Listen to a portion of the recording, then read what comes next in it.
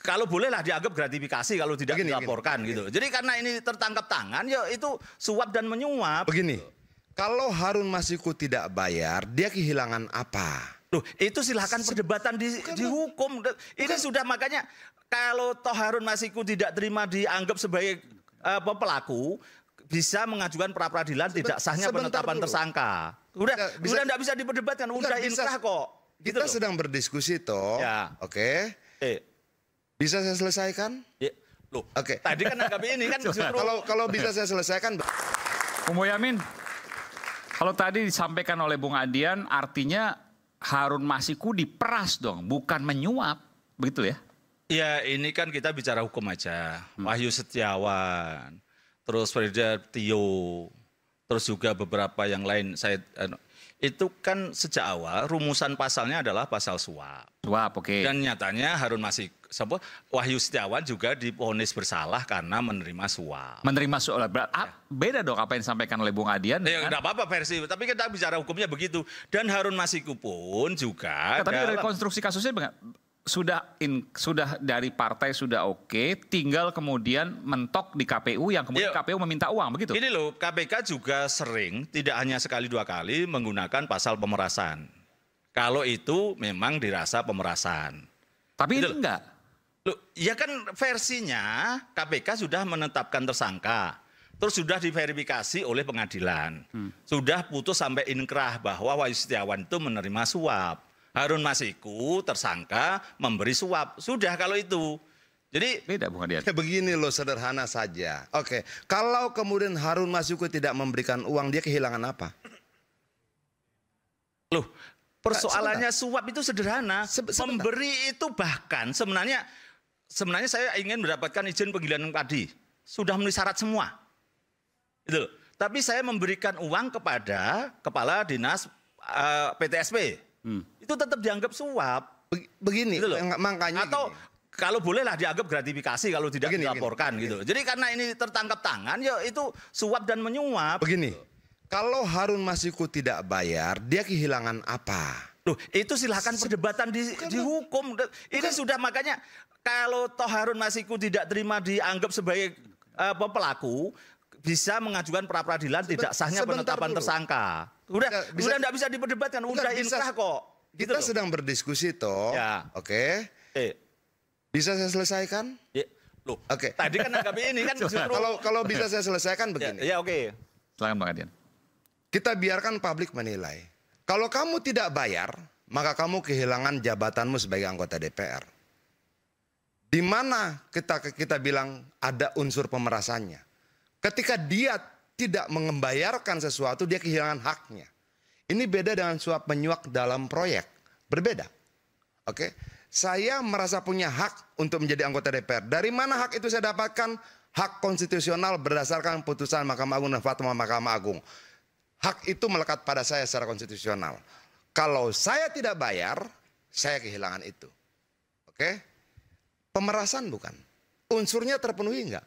Terpenuhi. Tapi sudahlah. Kita tidak bahas itu. Yang saya minta boleh nggak berlaku fair.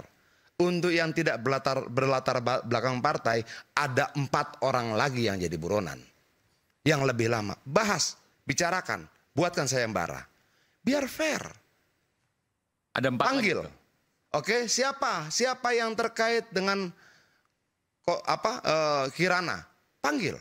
Siapa yang terkait dengan buronan yang lain? Panggil. Kenapa yang dipanggil semua yang terkait dengan Harun Masiku? Dari bulan ke bulan, dari tahun ke tahun. Menjelang Pilpres dipanggil. Menjelang momentum politik dipanggil. Ayo kita berlaku fair. Itu loh. Nah yang kita inginkan apa sih? Fairness kok. Adil saja. Itu loh. Dari sisi mana? Dari sisi manapun. Kan sederhana. Tapi sebenarnya Pak Adian setuju nggak ini dituntaskan perkara ini? Loh, begini Pak. Saya setuju nggak segera dituntaskan? Sebentar dulu. Saya setuju semuanya dituntaskan. Yang saya tidak setuju ketika yang lain tidak dipersoalkan, hanya Harun Masiku yang dipersoalkan. Sementara, sementara dari jumlah uangnya lebih besar yang lain. Sementara di yang lain 8 tahun buronan, Harun Masiku 4 masuk 5 tahun ke-5. Kenapa yang kecil suap menyuap berdasarkan proses yang dia yakini sebagai hak konstitusional itu menjadi lebih besar dibandingkan yang lain. Kenapa? Ayo jelaskan pada saya, kita jelaskan pada rakyat. Apa dasar pertimbangannya? Kenapa kemudian yang 3 tahun lebih lama dari Harun Masiku menjadi buronan tidak pernah dibahas? Bahkan Pak Aiman tanya, siapa itu Kirana? Ya berarti gini, Pak Adian Napitupulu bisa ikut barisan saya gugat KPK pra-peradilan terhadap perkara itu. Atau PDIP di Komisi 3 juga mempertanyakan itu. Saya pun masih punya daftar 4, itu besok Petral. Terus tambah yang masih buron nih, yang masih buron maksudnya? Ya bukan, kalau ini Petral ini udah lama, tapi tidak diproses-proses. Sekjen DPR terkait dengan rumah dinas. Terus ini kemudian Paulus Thanos yang EKTP. Terus beberapa TPPU yang Rita Widiasari, saya daftar kok, saya akan ngasih hadiah di akhir masa jabatan pimpinan KPK ini 5 pra-peradilan. Jadi saya senang Pak Adian Napitupulu bisa ikut juga menggugat itu. Kenapa si Kirana Kota gini loh. Dan saya selalu mengatakan buronan KPK berapa? Saya sebutkan juga itu kok. Saya punya datanya tanpa harus saya buka Google lagi, saya ingat persis itu kasusnya di mana kok. Gitu loh. Ayo kita tuntaskan, kita selesaikan KPK ini gitu loh. Tapi mohon maaf nih Pak. Kan ada pemerasan penyuapan ini. Ya kan kayak tukang gergaji 2 orang itu ya. Maksud saya apakah KPK punya hasil rekaman itu pemerasan atau penyuapan? Itu aja apakah dibuka di sidangnya Pak Wahyu waktu itu atau tidak? Ya sudah clear Pak. Dibuka udah clear Pak. Dibuka itu pemerasan penyuapan. Siapa yang ngambil? Udah ingkrah. Jadi dengan segala alat buktinya, penyuapan, bagaimana rekamannya, komunikasinya, Wahyu Setiawan nyuruh Tio, terus bagaimana komunikasinya, itu yang telepon karena dulu. juga ada gini loh, ada cerita juga, Rizky Amelia itu juga tidak terima kalau dia diganti dan akan menempuh hukum kalau diganti. Jadi ada proses yang KPU juga harus memperhatikan calon yang juga mau diganti, nomor urut yang di atasnya. Jadi itulah kenapa kemudian KPU dengan dalih itu wah enggak gampang itu gitu loh. Tapi kemudian ada yang mengambil kesempatan minta uang gitu loh. Tapi kemudian juga memberi tanpa ada unsur, menurut saya itu pemerasan dan bukan itu sudah terklarifikasi di pengadilan. Itu aja saya kira. Terima kasih. Oke. Silakan Bung Refli. Tampaknya ada pendapat lain. Silakan. Iya, begini. Kegagalan kita melakukan judgement itu kalau kita tidak clear mengkonstruksi kasusnya. Itu saya mau jujur sejujur-jujurnya kasusnya ya, tanpa mau membela siapapun. Jadi gini, kasusnya ini kan bermula dari meninggalnya Nazarudin Kimas. Nazarudin Kimas itu caleg PDI Perjuangan di daerah Sumsel. Saya lupa Sumsel 1 atau Sumsel 2 ya. Nah, dia dapat kursi nomor 1. Tetapi sebelum dilantik, Nazarudin Kimas yang adiknya Taufik Kimas ini meninggal dunia. Berdasarkan peraturan KPU dan yang lebih atas lagi Undang-Undang Pemilu, kalau meninggal maka digantikan calon berikutnya. Nah, calon berikutnya namanya Rizky Aprilia. Rupanya Harun Masiku ini yang cuma menduduki suara nomor 6 ingin kursi itu. Ingin kursi yang ditinggalkan oleh Nazarudin Kimas. Karena itu salah satu upayanya adalah mengajukan judicial review ke Mahkamah Agung terhadap peraturan KPU. Oke. Karena peraturan KPU itu mengikuti undang-undang yang mengatakan bahwa dalam kasus seperti itu, dalam kasus yang pemegang kursi kemudian tidak dapat mendudukinya, maka kita tahu semua kursi diberikan kepada nomor 2, suara terbanyak berikutnya. Kan begitu. Lalu karena ini special case, diajukanlah permohonan yang meminta agar suara orang yang meninggal itu menjadi hak partai politik. Dan dalam permohonan itu diajukan juga penggantinya Harun Masiku. Begitu. Oleh Mahkamah Agung hanya dikabulkan sebagian. Apa itu? Yaitu benar itu hak partai politik. Tetapi tidak dikabulkan penunjukan Harun Masiku. Alasan MA adalah itu bukan kewenangan dari Mahkamah Agung untuk menunjuk. Bukan ranah dari judicial review. Tetapi pelaksanaan dari hak partai politik itu harus mengacu pada prinsip good governance, clean government. Yaitu harus mengacu kepada peraturan yang lebih tinggi, yaitu undang-undang. Nah, undang-undang mengatakan penggantinya adalah suara terbanyak berikutnya. dikunci di situ. Putusan Mahkamah Agung itu tidak bisa mengalahkan undang-undang. Karena putusan Mahkamah Agung itu dalam konteks judicial review terhadap peraturan KPU. Karena itu acuannya tetap undang-undang. Nah ini yang kemudian menyebabkan ketidakpuasan. Ya. Seolah-olah, ya sebentar dulu. Nah seolah-olah bahwa dikabulkan. Tetapi putusan MA itu banci. Dia mengambil wilayah yang sesungguhnya tidak bisa dia kutak-katik. Karena judicial review itu menyangkut peraturan KPU, bukan menyangkut undang-undang. Kecuali kalau dia ke Mahkamah Konstitusi. Kalau dia Mahkamah Konstitusi bisa. Nah setelah itu dia minta fatwa Mahkamah Agung. Fatwa Mahkamah Agung sekali lagi. Agar pelaksanaan dari ini semua memperhatikan putusan Mahkamah Agung. Kan begitu? Putusan Mahkamah Agung sepertinya tadi putusannya. Menyerahkan ke partai politik. Iya, tetapi kemudian dia kunci dengan good governance, clean government. Ikut undang-undang. Ikut undang-undang. Nggak bisa ikut peraturan. Jadi, gimana yang mesti diikuti nih? Nah, terus terang aja dicek juga Mahkamah Agung itu ada apa. Bikin putusan-putusan yang nggak jelas begitu. Maksudnya putusan yang mengambang akhirnya tidak bisa dieksekut gitu. Sebentar dulu Bang. Oke. Bung Adian sebentar. Saya kan tidak memotong Anda kan. Saya sengaja mendengarkan. Karena saya tahu sebelumnya kita berdebat juga di ILC soal seperti ini. Jadi sebenarnya dalam konteks seperti ini. Kita kan sebenarnya agak aneh. Agak anehnya begini. Ini kasus kan gak gede-gede amat. Suapnya cuma ratusan juta saja. Diduga Wahyu Setiawan minta 900 miliar. Kemudian yang sudah terdelivery, 900 juta, saya bilang ratusan juta. 900 juta dan yang terdelivery 600, ya kan? Nah, konstruksinya sudah jelas, kasusnya suap. Pada waktu itu yang ditangkap Theo Fredilina, itu mantan anggota Bawaslu yang kemudian masuk ke PDI Perjuangan. Ada yang namanya juga Saiful. Kemudian Wahyu Setiawan sendiri. Setelah ngasih endorsement di 50 tahun buku Refli Harun, tiba-tiba ditangkap dia ya kan. Jadi ada juga Wahyu Setiawan di buku 50 tahun saya itu. Saya bilang, aduh ini sudah dicetak bukunya kan. Udah gak bisa lagi kita remove itu. Nah itu kasusnya. Tetapi salah satu yang berkepentingan Harun Masiku tiba-tiba dia melarikan diri. Ya kan. Sempat keluarlah, masuk lagi dan lain sebagainya. Kita heran, kenapa kemudian dia tidak tertangkap? Kan begitu. Padahal kasusnya, ya sebenarnya kan bukan kasus gede-gede amat. Karena saking banyak kasus di Republik ini kan, bukan karena tidak penting. Nah, karena itu kemudian masuk nuansa politiknya kan pada waktu itu. Ini mohon maaf ya. Tiba-tiba tersebutlah yang Al-Kisah, Badan Intelijen dan lain sebagainya. Kemudian orang bicara tentang PDIP dan hubungan dengan institusi dan lain sebagainya. Ini sudah mau ditangkap karena dilindungi oleh institusi tertentu. Dan kemudian terkait dengan pelemahan KPK. Ini kan terjadi setelah KPK dilemahkan. Dengan dua hal. Satu dengan Undang-Undang KPK, Undang-Undang 19 tahun 2019. Kedua dengan pemilihan pimpinan KPK yang baru yang diketuai oleh Firly Bahuri. Firly ini selama memerintah kelihatannya menjadikan KPK juga alat bargaining juga.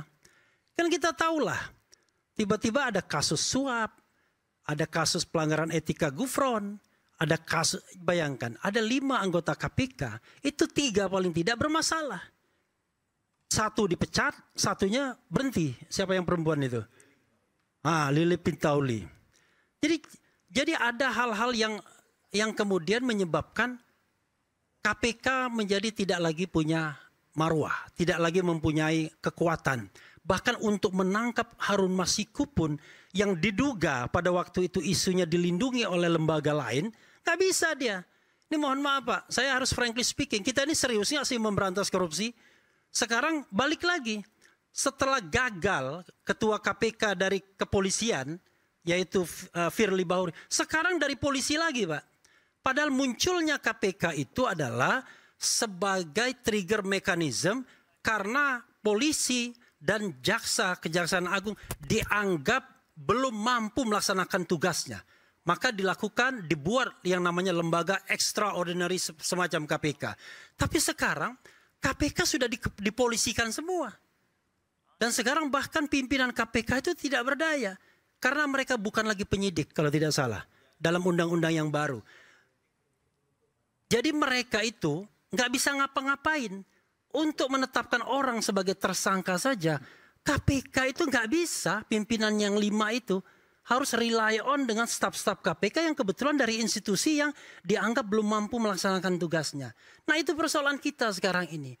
Jadi kalau sekarang ada kekuasaan baru yang dipimpin oleh Prabowo Subianto, ya saya appeal Pak Prabowo, bongkar hal seperti ini. Ya tetapi kalau seandainya orang yang diduga bermasalah masih ada di kabinet Bapak, ya susah juga. Masih powerful dia. Makanya jangan rekrut orang-orang yang dianggap bermasalah yang bisa menghalangi proses penegakan hukum. Itu poinnya. Cuma kita ini nggak mau ngomong terus terang. Ini beliau nggak mau ngomong terus terang. Ada apa dan lain sebagainya. Padahal kita baca berita-beritanya seperti itu. Kan itu soalnya. Nah cuma sekarang ini menjadi tidak elok, tidak enak. Karena saya sudah kadung cinta sama PDIP dan Adian Napitupulu. Kenapa saya jadi cinta? Karena dia satu-satunya harapan kita di oposisi. Kan saya sudah komitmen untuk oposisi 5 tahun. Kan nggak ada teman kalau seandainya temannya Rocky Gerung. Rocky Gerung kan bukan partai. Coba bayangkan. Nah sekarang ketika PDIP di posisi sebagai oposisi satu-satunya, entah serius entah nggak serius itu soal lain. Tiba-tiba dia mulai diutak-atik dan lain sebagainya untuk kasus-kasus seperti ini. Padahal memang ada yang jauh lebih besar, ya kan? Yang besar itu adalah koruptor masih bercokol di kabinet. Ah itu. Untuk sebentar saya stop dulu dan saya ucapkan selamat atas keberanian PDIP memecat Jokowi, Gibran dan KA dan Bobi Nasution. Tadi ada yang mau disampaikan Bung Adian, silakan. Gini ya, kejadian seperti ini banyak nggak? Banyak banget. Misalnya begini, saya pernah langsung telepon ke Menteri Kehutanan. Ada informasi saya dapatkan perusahaan A ini sudah dapat IUP. Oke, tapi nggak bisa nambang. Kenapa? IPPKH-nya nggak keluar. Kenapa IPPKH-nya kalau nggak keluar? Kuotanya habis. Saya bilang sama Ibu Menteri Kehutanan waktu itu Bu Siti Nurbaya, Bu bisa nggak sih kuota IPPKH itu diumumkan di publik? Sehingga ketika habis orang nggak ngurus IUP gitu loh. Nah setelah dia urus IUP, mau nambang nggak bisa, IPPKH nggak keluar, apa pilihan dia? Cari jalur lain dong. Gitu loh. Saya sudah punya izin usaha pertambangan. Mau ngiris izin pinjam pakai kawasan hutan, kuota habis. Repotnya kuota itu dia nggak tahu sudah habis atau tidak. Nah masalah begini banyak banget. Ketika tidak kita perbaiki, maka tanpa disadari negara ini memproduksi penjahat. Itulah sebabnya ada pelakor bang toh. Apa? Penambang lahan koridor. Kenapa? Apa? Dokter dokumen terbang itu loh. Nah ini banyak. Apa? Yuk kita perbaiki yuk. Jangan kemudian orang dipaksa jahat. Dia ngurus IUP habis miliaran, sudah maunya ngambil cangkul sama beko buat nambang, nggak dapat IPPKH. Dia jadi penambang lahan koridor. Orang baik ini dipaksa jahat untuk bisa kembali uangnya agar tidak ditagih bank, tidak disita asetnya. Dia berusaha melindungi apa yang dia miliki dengan melakukan kejahatan. Nah yang kayak begini bisa nggak kita perbaiki? Ini contoh kecil saja gitu loh. Bisa nggak kita perbaiki bahwa kemudian jangan ambigo dong Mahkamah Agung. Iya enggak gitu loh. Boleh enggak. Harun Masiku pertama gugat uji material. Hasil keputusan uji material membingungkan dia. Dia butuh kejelasan. Keputusanmu apa sih Mahkamah Agung? Oke, untuk penjelasan itu dia minta fatwa. Dia ikuti prosedur itu. Fatwa itu bilang masih ambigu ya Pak Refli ya. Masih ambigu. Nah ambiguitas ini membuat dia akhirnya menjadi orang jahat. Saya yakin ini maksud fatwa ini. Saya yakin begini. Minta partai dikasih rekomendasi. Bahwa penggantinya adalah Harun Masiku. Dengan putusan ambigu, dengan fatwa ambigu, dan rekomendasi partai, dia datang ke KPU. Kayaknya saya deh. Itu. KPU punya sikap lain. Menetapkan orang lain. Oke. Berikutnya, mereka bilang kalau kamu mau ditetapkan, bayar. Dia bayar. Oke, kalau kita runut, andai kata keputusan MA tidak banci, andai kata keputusan fatwa Mahkamah Agung tidak banci, ada nggak harum masiku? Nggak ada. Jadi harum masiku itu produk apa? Produk dari ketidakpastian hukum kita sendiri. Produk dari ambiguitas keputusan MK dan ambiguitas fatwa MA. Bukan MK. Keputusan MA dan fatwa MA. Ambiguitas dan kebancian itu melahirkan harum masiku. Tegaslah kita berbangsa ini. Iya, enggak. Mau dapat izin tambang, buka IPPKH-nya. Kalau enggak, jangan kasih. Itu loh. Kalau boleh, jalankan. Enggak.